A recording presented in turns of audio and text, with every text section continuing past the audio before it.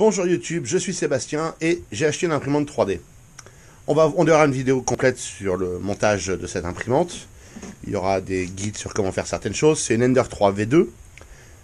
Aujourd'hui, le but, c'est de répondre à des questions que j'avais avant de commencer et auxquelles je n'ai pas eu les réponses avant de l'acheter.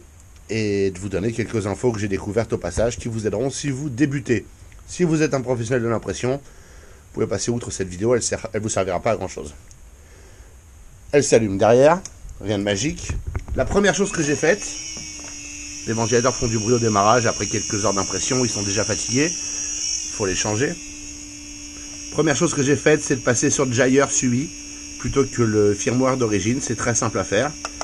Ça donne plus d'infos, et vous voyez que là j'ai imprimé 284,09 mètres de filament. Et j'ai imprimé pendant 1 jour et 16 heures et 38 minutes, la plus longue étant de 5h45. On va l'éteindre, c'est pas la peine que je vous casse les oreilles. Jayer, voilà, première chose à savoir, ça fait du bruit.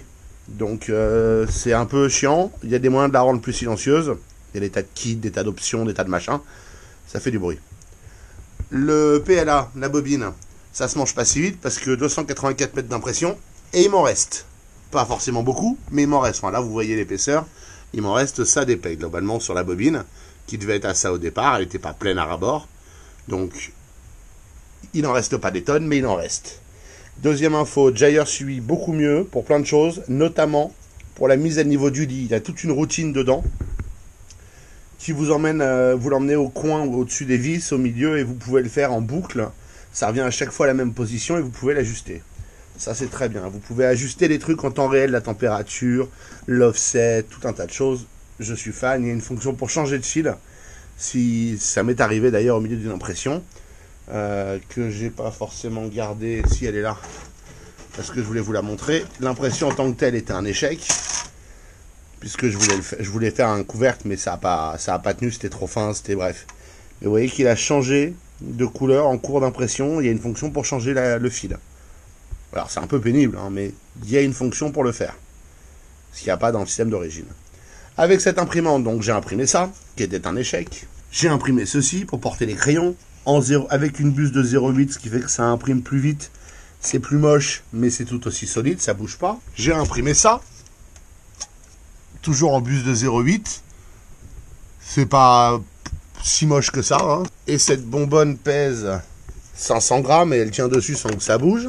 J'ai imprimé ce support pour le Mac Mini pour le soulever de l'établi, sur lequel il tient parfaitement. Ça a pris quelques minutes d'avoir un support pour le Mac Mini. J'ai imprimé ceci pour soutenir des circuits imprimés pendant qu'on les soude. J'ai imprimé ceci, j'ai pas fini, c'est pour mettre les fils de l'imprimante de façon à ce qu'ils se baladent plus autant. C'est tout un kit qu'on trouve sur Thingiverse. J'ai imprimé ceci pour tester au tout début en blanc, avec le fil par défaut.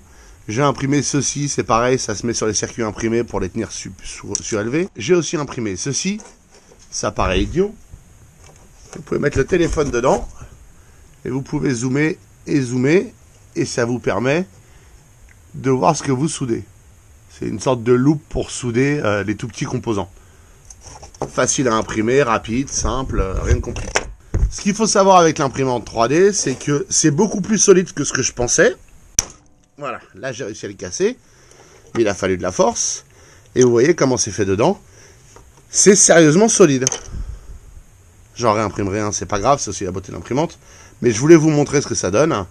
Ça donne quelque chose. C'est beaucoup plus solide que ce que je pensais, les impressions 3D. Ça consomme beaucoup moins de filament que ce que je pensais. Là, je crois qu'il y a 30 grammes de filament, même pas dedans, pour faire tout ça. Donc, avec cette petite machine, vous pouvez faire plein de choses. J'ai imprimé cette miniature pour voir ce que ça donnerait de ce que je vais vous montrer maintenant et qui est la raison pour laquelle j'ai acheté cette imprimante. J'ai donc imprimé ceci qui tient mes circuits. Alors c'est en vrac parce que je suis encore en train de faire les circuits et de les organiser, mais voilà comment ça marche. Ça m'a imprimé les pieds pour mes circuits, ça m'a imprimé plein de choses. Je m'étais gouré sur la taille des pieds au milieu, j'ai pu réimprimer une pièce supplémentaire qui vient s'intégrer dedans.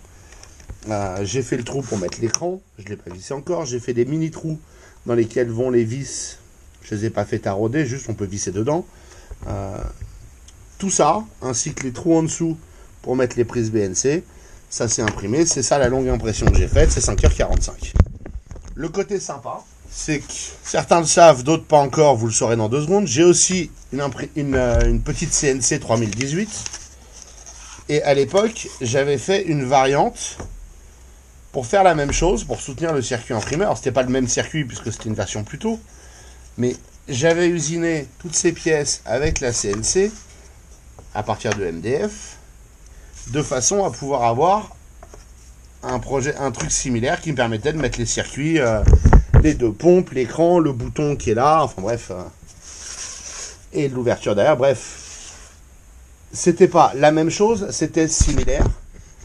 Et l'imprimante permet de faire ça. Alors, ce qu'il faut savoir avec cette imprimante, faire des modèles, c'est pas difficile. Quand il s'agit de les imprimer, il y a plusieurs slicers possibles. En l'occurrence, on m'a recommandé Prusa, que je vais vous montrer. Voilà donc Prusa, j'ai ouvert le support de mon Mac Mini, que vous pouvez voir ici. On peut le faire tourner. On peut, en passant dans ce mode-là, on a une échelle sur le côté de l'écran et on peut descendre au fur et à mesure pour voir comment c'est fait. Et vous voyez que dedans, si je zoome, voilà, si je zoome et que je pivote et que je dézoome et que je rezoome, c'est pas toujours simple. Vous voyez que dedans, c'est pareil, le même type de croisillon. Vous voyez les couches, comme ça va se faire. Ce qui est assez sympa, voilà le support de Mac Mini avec ma buse de 0.8, là d'origine c'est une 0.4 pour imprimer plus vite. Hop. On exporte. Ah bah non, c'est pas ça que je voulais faire. C'était justement quand on part de ce mode là. Celui-là a déjà été découpé et il consommerait 37 grammes de filament et mettrait 57 minutes à s'imprimer pour un coût estimé, si on part de 20 € la bobine d'1 kg, il y en a des moins chers, je vous donnerai mon impression dessus quand je les aurai essayés, ça coûterait 75 centimes pour faire ce support de Mac Mini. En 1 heure, j'ai de quoi supporter mon Mac Mini. On peut imprimer plein de choses, on peut faire énormément de choses avec cette imprimante. Évidemment, si vous n'avez pas d'utilité, vous embêtez pas. Pour dessiner les modèles, j'utilise Fusion. J'ai déjà fait quelques vidéos sur l'utilisation de Fusion, mais il y en a d'autres qui sont bien meilleurs que moi pour vous apprendre à vous en servir.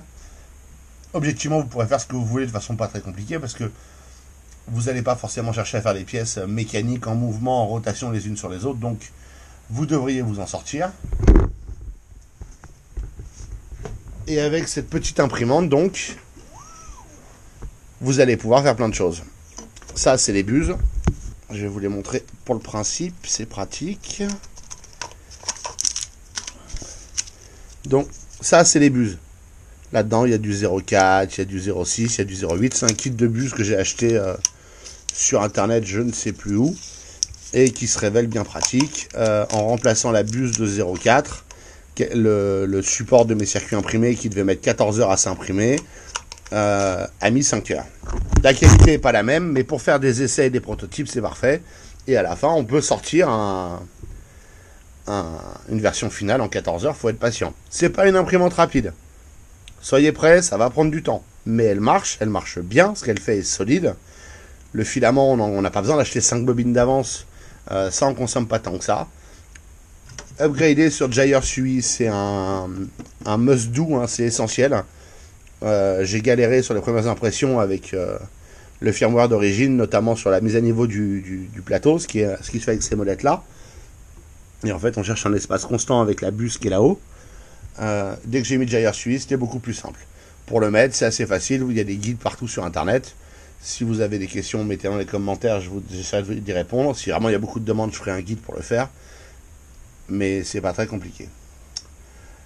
Voici donc pourquoi j'ai acheté une imprimante 3D. Moi, c'est pour faire mes circuits imprimés, enfin mes supports de circuits imprimés, mes boîtes, mes prototypes, mes choses comme ça. C'est pas pour faire de la production, c'est pas pour faire des petits objets décoratifs. Chacun son truc, chacun fait ce qu'il veut. Moi, je vois ça comme un outil de prototypage, au même titre que la CNC à côté, dont je me sers comme de stockage pour ça, mais au même titre que la CNC à côté, c'est un outil de prototypage, c'est pas un outil de production. Mais ça permet de faire des essais assez facilement.